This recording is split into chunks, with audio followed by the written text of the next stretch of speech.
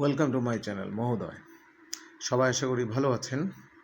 আজকে কথা বলবো এরকম একটা কার্ড নিয়ে, যে কার্ডটার ব্যাপারে আসলে আমি জানতাম না, আপনারা জানতেন কিনা আমি জানি না, কিন্তু বর্তমান গভর্নমেন্ট তাদের নির্বাচনী ইশতেহারে অনেক কিছুর কথা বলেছে।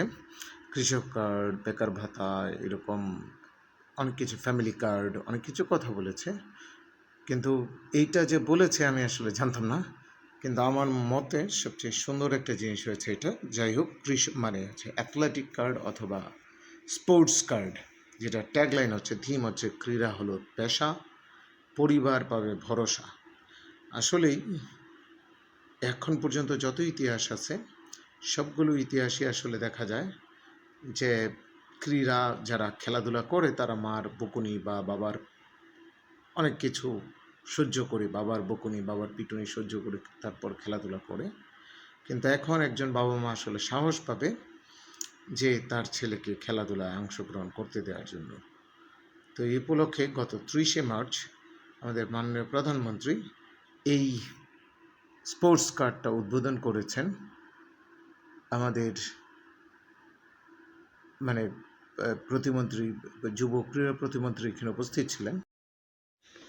পেশা হিসেবে নিয়ে একজন খেলোয়াড় যাতে অর্থনৈতিকভাবে অনিশ্চয়তার মধ্যে না থাকেন, সে লক্ষ্যেই কিন্তু বর্তমান সরকার খেলোয়াড়দেরকে ধারাবাহিকভাবে আমরা যে একটা সুনির্দিষ্ট নীতিমালার ভিত্তিতে আমরা একটা সম্মানী কাঠামোর আওতায় আনার কাজটি বাস্তবায়ন আজকে শুরু করেছি, যেটি স্পোর্টস এজ এ প্রফেশন, যেটা ট্যাগলাইন হচ্ছে ক্রীড়া হলে পেশা, পরিবার পাবে ভরসা।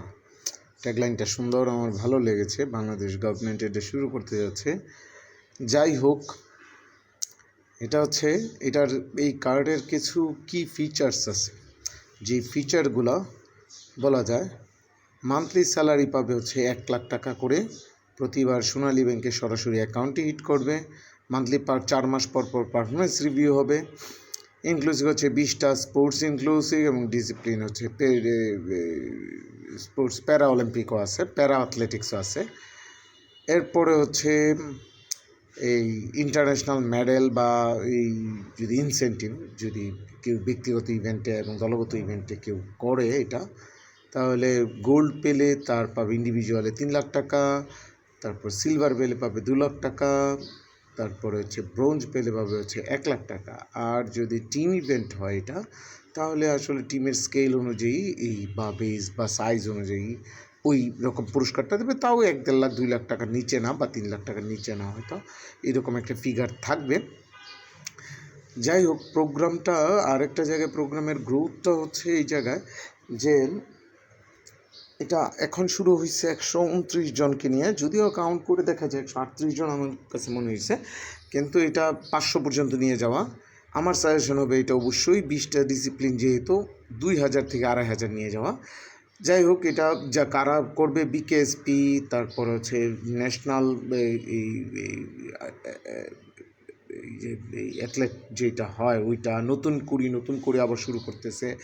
আর এক্সক্লুসিভ যেটা বিষয়, বিসিবি এখানে নেই, কারণ বিসিবি যথেষ্ট পরিমাণ টাকা আছে, কিন্তু ফুটবলও কিন্তু নেই। কারণ আশা করা যায় সামিদ সোম সবাই আসছে, হামজা আসছে, তো ফুটবল হয়তো রাইজ করবে। না থাকাটা আমার মনে হয় এটা এরকম বড় বিগ ডিল না। ঠিক আছে, বিসিবি তো যে টাকা আছে এটাই পুরো প্রসেসটাই চালাতে পারে, এবং আমার মনে হয় বিসিবির উচিত আসলে ক্রিকেটে পেনশনের আওতায় আনা। যাই হোক, কোন কোন ডিসিপ্লিন এটার মধ্যে বা খেলা এখানের মধ্যে চালু আছে এটা আমরা বলি। প্রথমে আপনারা দেখতে পাচ্ছেন যে সিপাক টাক্রো 26 জন। এটা খেলাটা অনেক শুধু পায়ে খেলতে হয়, বলটা হ্যান্ডবলের মতো খেলে, কিন্তু আসলে শুধু পায়ে খেলতে হয়, এই জন্য এটার অ্যাক্রোবেটিক দরকার হয় খুব। এই জন্য এটার মধ্যে যে এইটার জন্য না অন্য কোনো কারণে এটার মধ্যে 26 জন দেওয়া আছে, এটা আমি আসলে বলতে পারছি না, কিন্তু এটা সবচেয়ে হায়েস্ট। এটা কাবাডি, আমাদের জাতীয় খেলা, 15 জন। ভালো ফুটসাল, মেয়েদের ফুটসালে আমরা সাব জিতছি জাস্ট একেবারে কিছুদিন আগে। তারপর হচ্ছে ভলিবলে 14 জন। ব্রিজ মানে কার্ডের গেম, এটার যে ফেডারেশন আছে সেটা আমি জানতাম না, যে এটার মধ্যে 8 জন। সুন্দর অ্যাথলেটিক্স 10 জন, এটা আসলে যে ইভেন্টের তুলনায় খুব কম হয়ে গেছে আমার মনে হচ্ছে। কারাতে 10 জন, ব্যাডমিন্টন 7 জন, সুইমিং 6 জন, জিমন্যাস্ট 4 জন। এইটার মধ্যেও আমার মনে হচ্ছে আর একটু কম হয়ে গেছে। হুইল চেয়ার বাস্কেটবল, প্যারা অলিম্পিকে যারা যায় 4 জন, ক্যারাম 4 জন, ভালো, আর্চারি 4 জন, জাস্ট কিছুদিন আগে একটা পুরস্কার পেয়েছি আমরা। বক্সিং 3 জন, ইয়োগা, মাই গড, আমি তো জানতাম না কখনো যে এদের একটা ফেডারেশন আছে। এদের 3 জন, এদের কি ইন্টারন্যাশনাল ইভেন্ট হয়, যাই হোক। প্যারা অ্যাথলেটিক্স 2 জন, সুন্দর টেবিল টেনিস 2 জন, ভালো, প্যারা সুইমিং 1 জন, 1 জন, যাই হোক।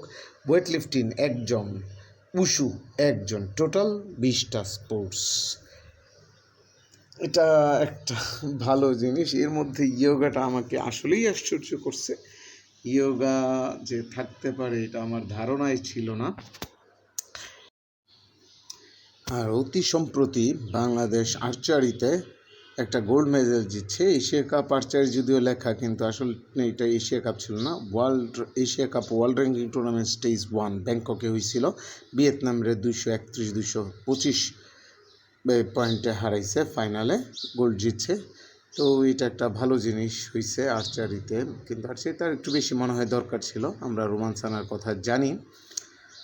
আর আমার যেটা মনে হয়েছে, হকিটা না থাকাটা আসলে এটা অবহেলিত একটা স্পোর্টস, বাংলাদেশের সবচেয়ে 3 নম্বর বড় স্পোর্টস।